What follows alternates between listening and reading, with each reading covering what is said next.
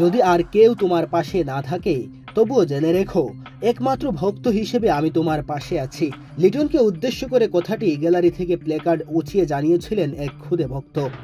চট্টগ্রামের মাটিতে যখন লিটনকে শুনতে হয়েছিল দুয়োধ্বনি, নির্বাক তাকিয়ে দেখছিলেন কঠিন সময়গুলোতে পাশে থাকা মানুষগুলোর আচরণ, ঠিক সে সময় এই খুদে ভক্তের এমন বার্তা চোখ এড়ায়নি তার। খেলোয়াড়দের আত্মবিশ্বাসের জায়গাটা মূলত ভক্তদের সমর্থন। খারাপ সময়েও যারা সাহস যোগান তাদের সমর্থনেই ভরসা খুঁজে পান খেলোয়াড়েরা।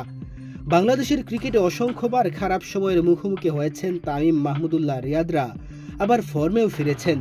ভালো কিংবা খারাপ সব সময়ই পেয়েছেন ভক্তদের সমর্থন। যে জায়গায় কিছুটা ব্যতিক্রম লিটন কুমার দাস।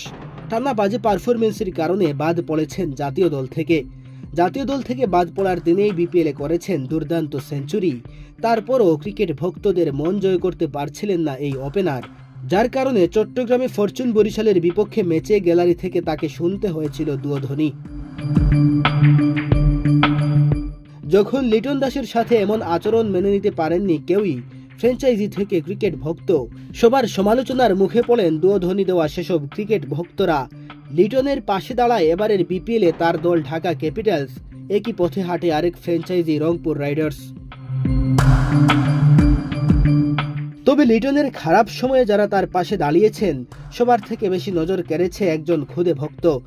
যেই ম্যাচে লিটন দুয়োধ্বনি শুনেছিলেন, এর পরের ম্যাচেই প্লেকার্ড হাতে লিটনকে সমর্থন দিতে মাঠে দেখা যায় একজন খুদে ভক্তকে। প্লেকার্ডে লেখা ছিল, যদি আর কেউ তোমার পাশে না থাকে তবুও জেনে রেখো একমাত্র ভক্ত হিসেবে আমি তোমার পাশে আছি। খুদে ভক্তের এই সমর্থনের ব্যাপারটি চোখ এড়ায়নি লিটন দাসের।